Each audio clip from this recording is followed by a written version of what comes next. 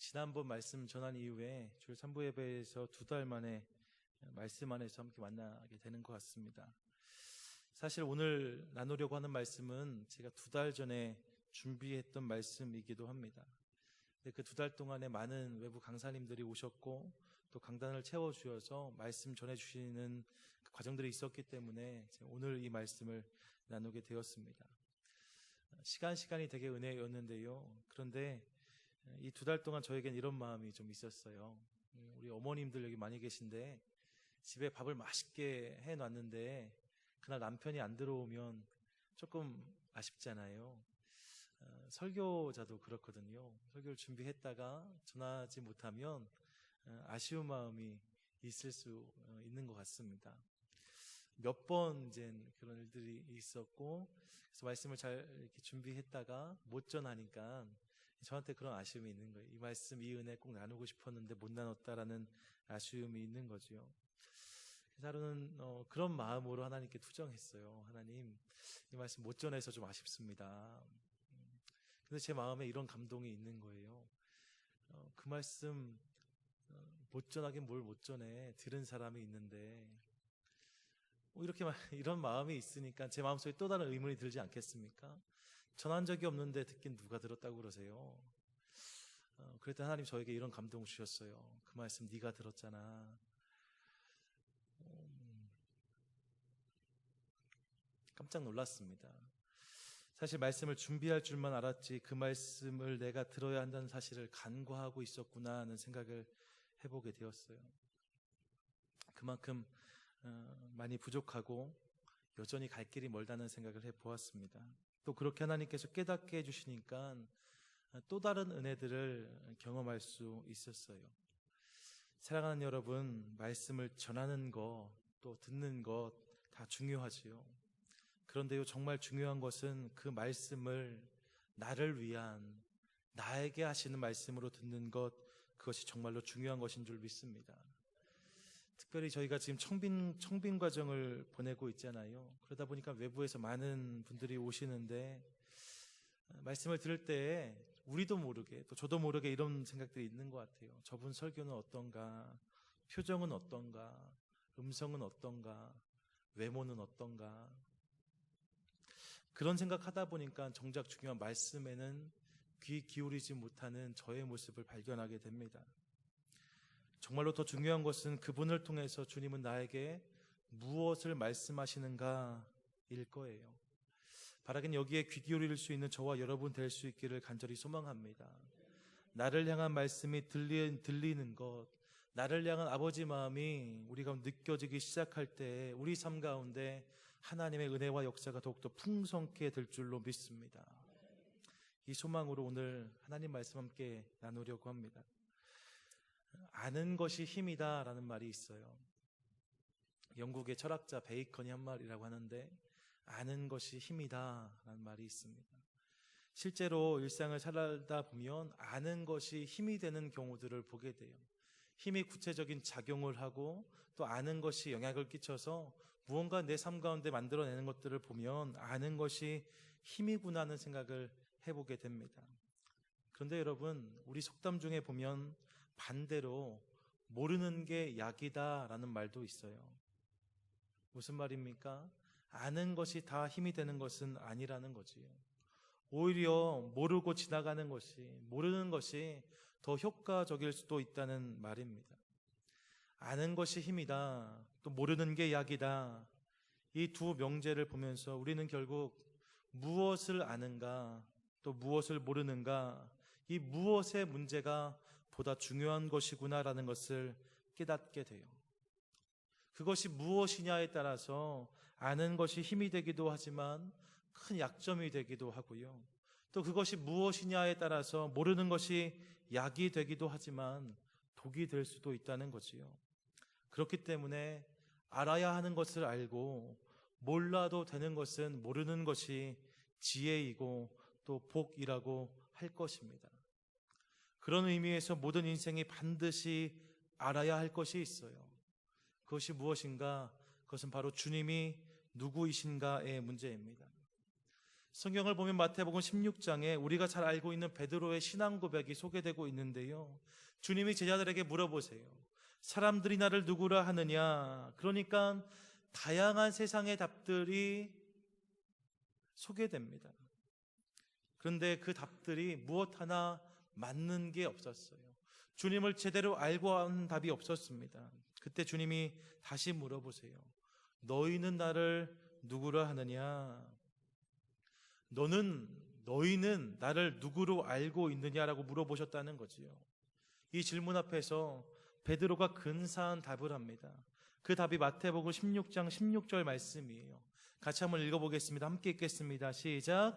시몬 베드로가 대답하여 이르되 주는 그리스도시요 살아계신 하나님의 아들이십니다. 아멘. 베드로가 무엇을 알았나? 이것을 알았다는 거예요. 정말로 꼭 알아야 되는 건데 그것을 베드로가 알고 있었다는 거죠. 그래서 주님이 이 고백을 들으시고 이렇게 말씀하세요. 시몬아, 내가 복이 있도다. 이를 내게 알게 한 이는 혈육이 아니요 하늘에 계신 내 아버지시라 라고 말씀합니다.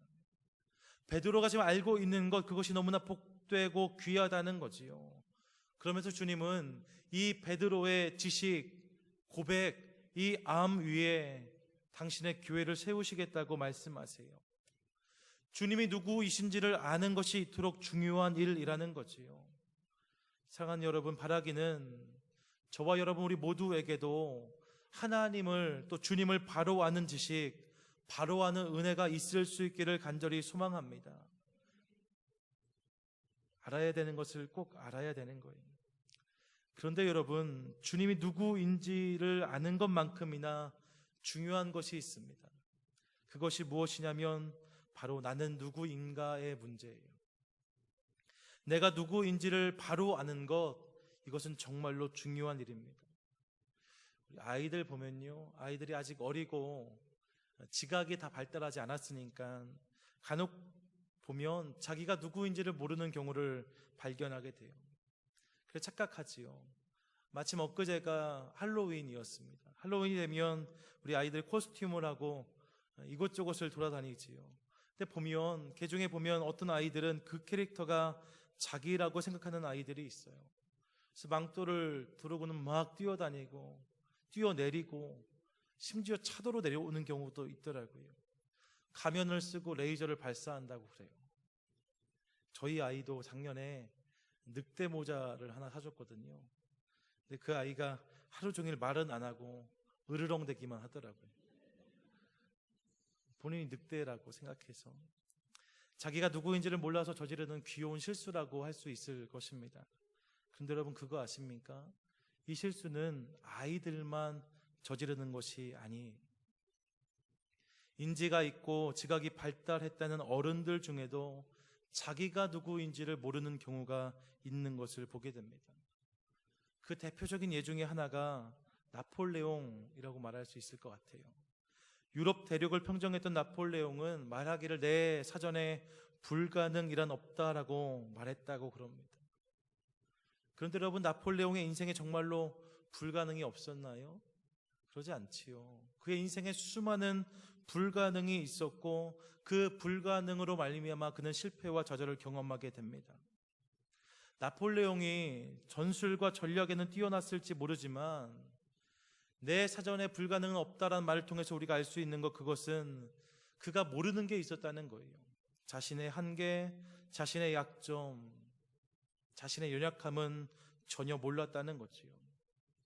내 사전에 불가능이 없다라는 말이 얼마나 어리석고 무지한 외침인지를 그래서 우리는 알 수 있습니다. 그런데 여러분, 나폴레옹만 그런 게 아니에요.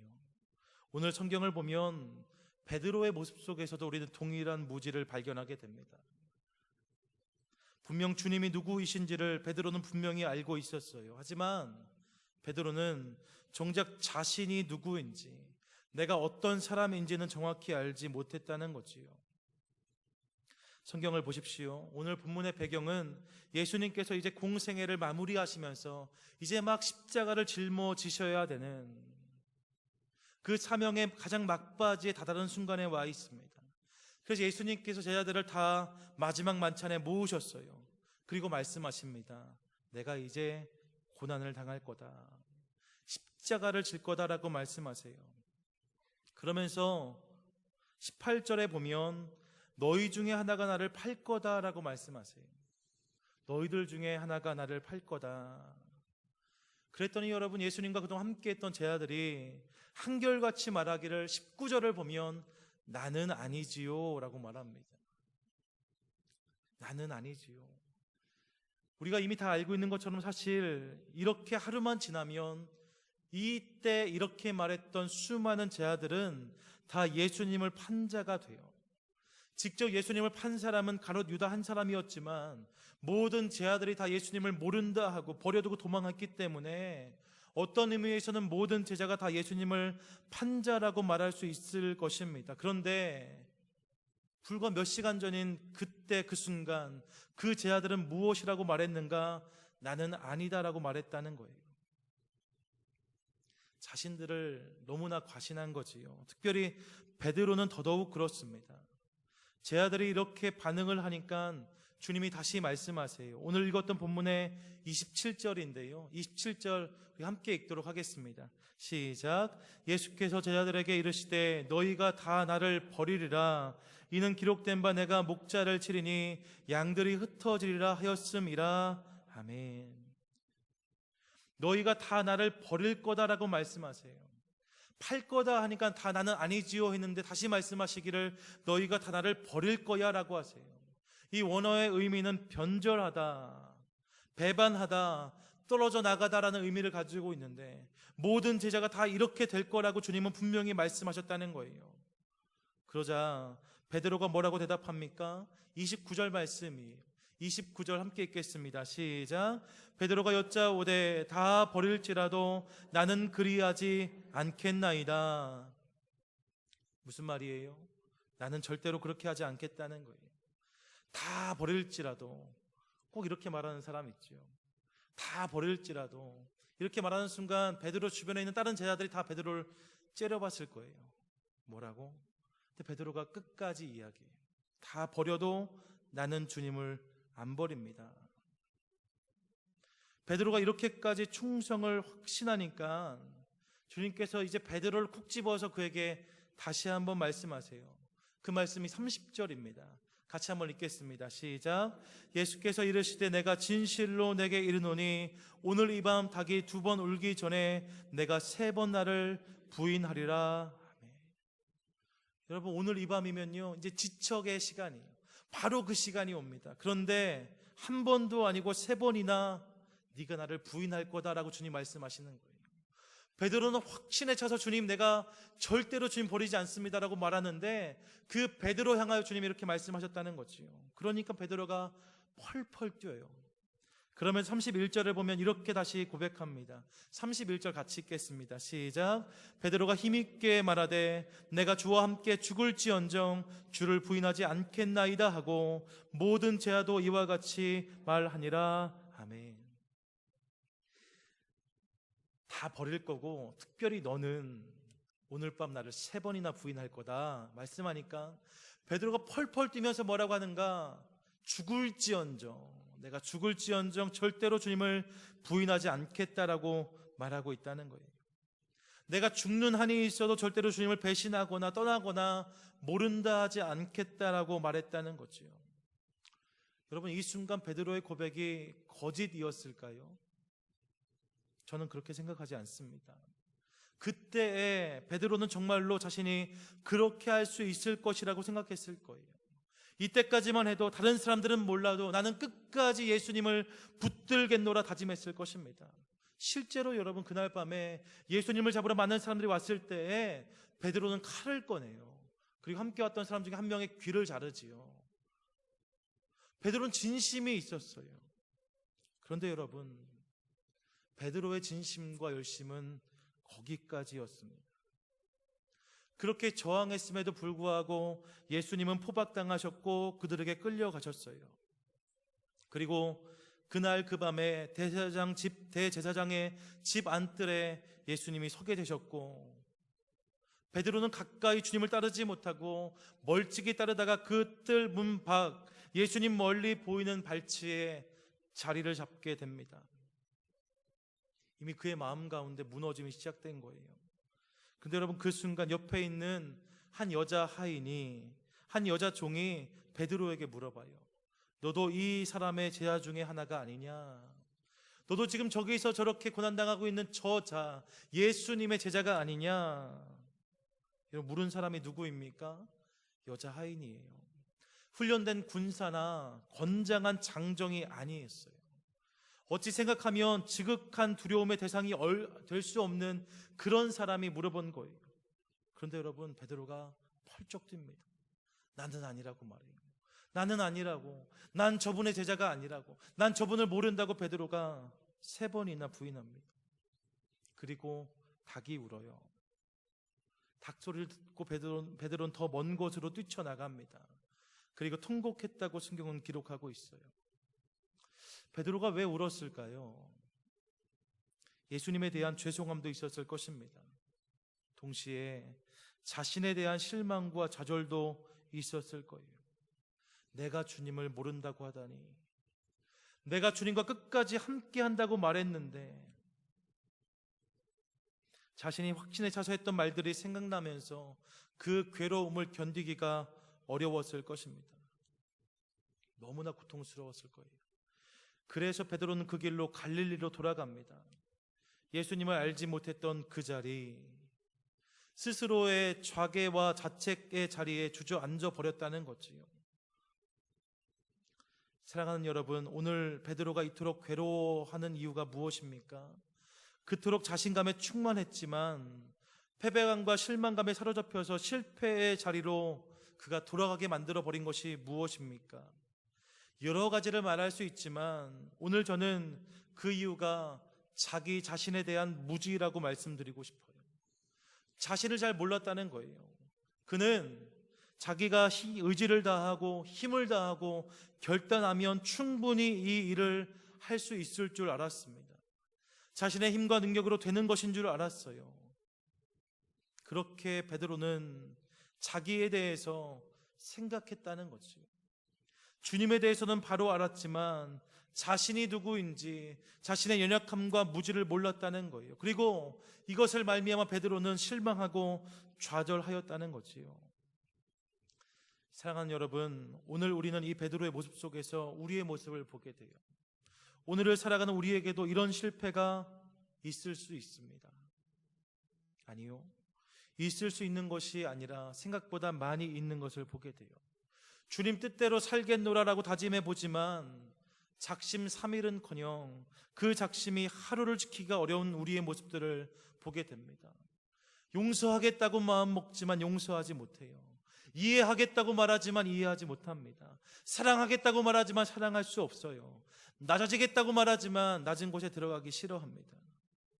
먼저 그 나라와 의를 구하겠다고 말하지만 정작 우리의 삶, 내 삶 자체에도 하나님 나라가 임하는 것들을 경험하지 못하는 우리의 모습을 보게 된다는 거지요.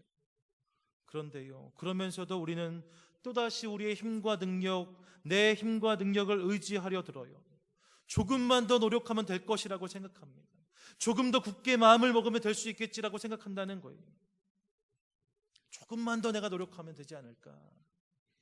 어쩌면 오늘 우리는 또 다른 베드로, 또 다른 나폴레옹으로 살아가고 있는 것인지 모릅니다.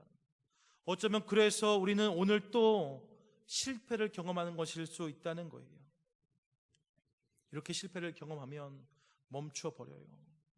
상처받았다고 말해요. 나는 안 된다고 말합니다. 그리고 갈릴리로 돌아가 버려요. 이런 모습이 우리 안에도 있다는 거죠. 사랑하는 여러분, 우리의 모습이 이와 같다면 그러면 그런 우리는 과연 어디에서 소망을 찾을 수 있을까요? 그런 우리는 무엇을 의지하여 다시 일어설 수 있을까요? 그 답을 우리는 오늘 요한복음 21장에서 찾게 됩니다. 요한복음 21장을 보면요, 주님께서 그 자리로 찾아오세요. 그 자리가 어떤 자리입니까? 실패와 절망, 좌절의 자리예요. 내 힘과 능력만을 의지하고 나아가려고 했다가 철저하게 실패하고 주저앉아버린 바로 그 자리, 내가 할 수 있을 것이라고 생각했지만 완전히 무너져서 이제 자괴감이 들고 내 스스로도 나에게 너무나 실망해서 어려워하는 바로 그 자리에 예수님 찾아오십니다. 그리고 베드로를 만나 주세요. 자, 그럼 베드로를 만나신 다음에 베드로가 그런 실패를 경험했으니까 이제 베드로에게 주님은 어떤 비결, 어떤 비급, 어떠한 노하우를 주셔야 맞을까요?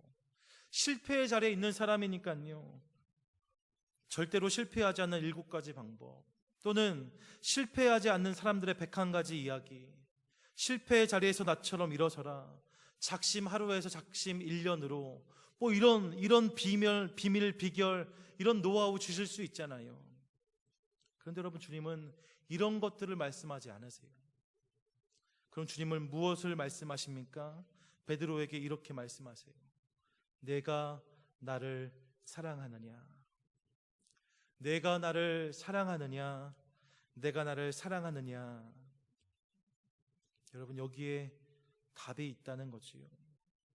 결국 더 충성하고 더 결단하는 것보다, 더욱더 큰 의지로 나가는 것보다 더 중요한 것이 있는데, 그것이 무엇이냐? 그것은 주님을 더 사랑하는 것이라는 거예요. 사랑하는 여러분, 이 질문 앞에서 베드로는 회복을 경험합니다. 그리고 그는 내 힘과 능력, 내 결단과 의지가 아니었다는 것을 깨닫게 돼요. 주님을 사랑하는 것, 이것을 붙들게 되지요. 이후에 베드로의 인생은 우리가 다 아는 것처럼 능력 있는 주님의 제자, 사도의 사명을 감당하는 것들을 보게 돼요. 베드로가 여러분 그토록 연약한 자였는데 주님 사랑하는 마음으로 일어선 다음에는요, 핍박받고 순교당하는 수많은 초대교회들을 든든히 세우고 권면하고 위로하는 사역을 감당하게 됩니다. 마지막 순간에 십자가 앞에 베드로가 서요. 옛날에 베드로는 자신의 십자가도 아니고 예수님의 십자가 앞에서 두려워 도망했던 자였잖아요. 하지만 베드로 앞에 십자가가 주어졌을 때 베드로는 예수님께서 지신 십자가 내가 똑바로 감당할 수 없으니 나는 거꾸로 매달아 달라라고 요청합니다.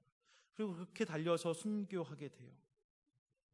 어제 비겁하게 도망했던 베드로가 전혀 다른 사람, 다른 인생이 되었다는 거지요. 여러분, 어떻게 이 일이 가능할까요? 베드로에게 좀 더 많은 힘이 생겨서 그렇습니까? 좀 더 많은 능력이 생긴 것입니까? 그것이 아니라는 거예요. 어떻게 이 일이 가능합니까? 주님을 사랑하는 마음이 회복되었기 때문에, 하나님을 향한 사랑이 더욱더 간절해졌기 때문에 이것이 가능하게 되었다는 거지요. 더 뜨겁게 사랑하니까 이것을 감당할 수 있게 되었다는 거예요. 의지로는, 결단으로, 책임감으로, 의리로는 안 될 수 있지만 사랑하면 할 수 있다는 것입니다. 여러분, 사랑이 답인 것을 기억하시기 바라요. 옛날에 연인들은 남자친구에게 여자친구가 물어봤다고 하잖아요. 저 별 따다 줄 수 있냐고. 요즘에 시대가 변해가지고요, 별을 따다 달라고 하지 않고 저 백 사다 줄 수 있냐고 묻는다고 하더라고요.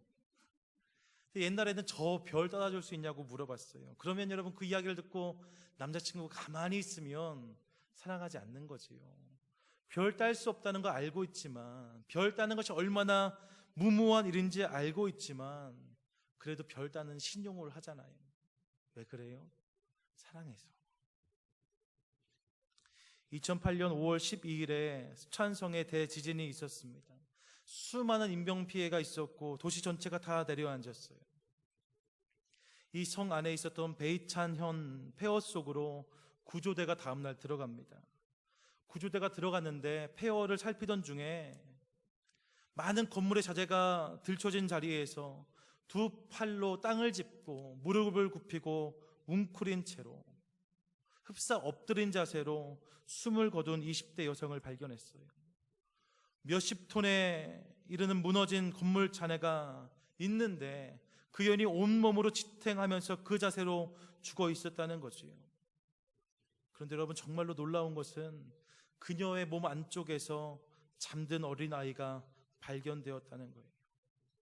그녀의 품 안에 있는 아기는 정말로 기적적이게도 다친 것이 하나도 없었습니다. 그리고 함께 발견된 휴대폰에 엄마가 남겨놓은 문자가 있었다고 그래요. 그 문자의 내용이 이렇습니다. 너무나 사랑하는 내 아기야, 만약 내가 살게 된다면 이것만은 기억해 주길. 엄마는 너를 사랑한단다. 여러분, 어떻게 이런 일이 가능합니까? 이 여인이 대단한 능력이 있어서 그런 걸까요? 운동을 많이 했을까요?